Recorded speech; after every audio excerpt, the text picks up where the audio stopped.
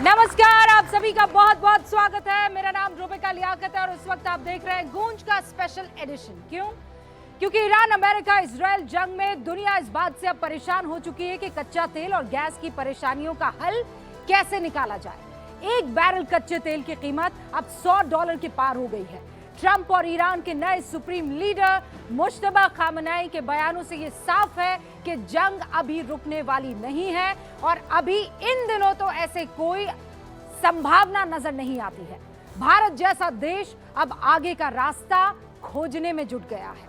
प्रधानमंत्री नरेंद्र मोदी ने ईरान के राष्ट्रपति मसूद से बात की है फोन पर और भारत की चिंताओं के बारे में ये बताया है कि हम चाहते हैं जो हमारी प्राथमिकता है उन्हें किसी तरह से जल्द अटेंड किया जाए। दोनों नेताओं ने जंग के बीच कहा कि भारतीयों की सुरक्षा के साथ गैस और तेल की सप्लाई पर बातचीत होनी है। इससे पहले भारतीय विदेश मंत्री एस जयशंकर ने ईरानी विदेश मंत्री से जंग के दौरान 3 मर्तबा बातचीत की और उम्मीद जता रहा है हमारा हिंदुस्तान कि स्ट्रेट ऑफ हॉर्मुज की चुनौती धीरे धीरे खत्म हो जाएगी। लेकिन घरेलू चुनौतियों का क्या करेंगे? काला बाजारी का क्या करेंगे? जमाखोरों का क्या करेंगे? मुनाफाखोरों का क्या करेंगे? क्योंकि असली समस्या तो इन सारे खोरों की है। मुश्किल हालात में निजी स्वार्थ, सेल्फिशनेस, क्रूअल बिहेवियर, ये उन लोगों को परेशान कर रहा है जो अपना घर चलाना चाहते हैं, जो चाहते हैं कि वो मुसीबत जो 7 समंदर पार है हमारे घर पर ना आने पाए। और मैं आपको कुछ एग्जाम्पल्स दे देती हूँ। यूपी के हापुड़ में छापेमारी के दौरान अवैध रूप से जमा 32 गैस सिलेंडर बरामद होते हैं। जमाखोरी का आरोप अब्दुल रेहान नाम के एक शख्स पर लगता है।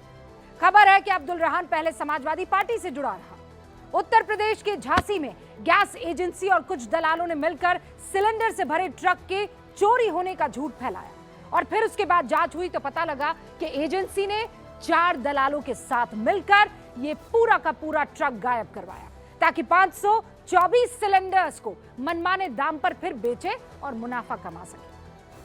और मामले में कौन कौन आया? ऋतिक, आमिर, जावेद, सुमित नाम के शख्स को गिरफ्तार किया गया। यूपी के कानपुर में ग्वालटोली इलाके में छापेमारी के दौरान लगभग 49 सिलेंडर जब्त होते हैं और ये सिलेंडर इमरान और इकबाल के घर से मिलते हैं। कर्नाटक के यादगिरी में फूड एंड सप्लाई विभाग की जांच में पता चलता है कि घरेलू सिलेंडर्स के जमाखोर गिरोह कमर्शियल इस्तेमाल के लिए मनमाने दाम पर उसे बेच रहे हैं। छापे में 46 घरेलू सिलेंडर्स को जब्त कर दिया जाता है।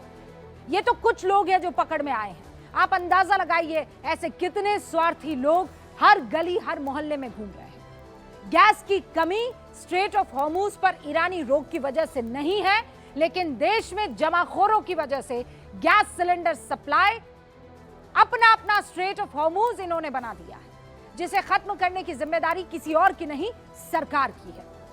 केंद्र सरकार और देश भर की राज्य सरकारों के लिए यह सबसे बड़ा चैलेंज है और इस चैलेंज को अगर सरकार ने नहीं इसका हल निकाला तो फिर बहुत देर हो जाएगी। न्यूज़ 18 इंडिया पर हमारे रिपोर्टर्स ने घरेलू सिलेंडर से लेकर जो जमाखोरों की स्टोरी सामने आ रही है वो आप तक पहुंचाई है। साफ दिख रहा है कि कालाबाजारियों की चांदी ही चांदी है। सरकारें क्या कर रही है? मौजूदा वक्त में हर राज्य सरकार की सबसे बड़ी जिम्मेदारी क्या है कि जरूरतमंदों को घरों का चूल्हा ना बुझने के लिए मदद पहुंचाई जाए और जमाखोरों को ऐसा सबक सिखाया जाए कि वो इस तरीके के हालात ना पैदा करें। लेकिन सियासतदान जो हैं वो बस राजनीति कर रहे हैं। कांग्रेस अपने सोशल मीडिया पर गैस सिलेंडर की कमी को नरेंद्र मोदी के लाइन लगाओ योजना बता रही है। अखिलेश यादव सोशल मीडिया पर एलपीजी का मतलब लापता गैस बता रहे हैं। बीजेपी आईटी सेल के मुखिया अमित मालवीय विपक्ष पर आरोप लगा रहे हैं कि जब देश में सबको एक साथ खड़े होने की जरूरत है तब विपक्षी दलों के नेता भ्रम फैला रहे हैं। ये खबरें देखकर लगता है कि क्या हमारे नेताओं को सच में हमारी चिंता है? क्योंकि अगर चिंता होती तो ये नेता बता रहे होते कि गैस की किल्लत कहां है, क्यों है, कहां नहीं है और क्या करना है। लेकिन सब के सब एक दूसरे पर सियासी कीचड़ उछाल रहे हैं। कांग्रेस सड़कों पर सिलेंडर की किल्लत को लेकर प्रदर्शन कर रही है।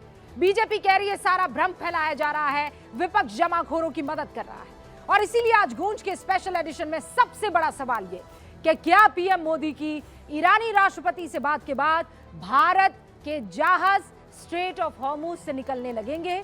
क्या भारत में जमाखोरी की बीमारी को अब बड़े ऑपरेशन की जरूरत पड़ गई है? और क्या भारत के नेता सियासी नफा नुकसान को छोड़कर जनता के लिए एक साथ एक प्लेटफॉर्म पर, एक पेज पर आ पाएंगे? मैं शुरू कर रही हूं गूंज का स्पेशल एडिशन।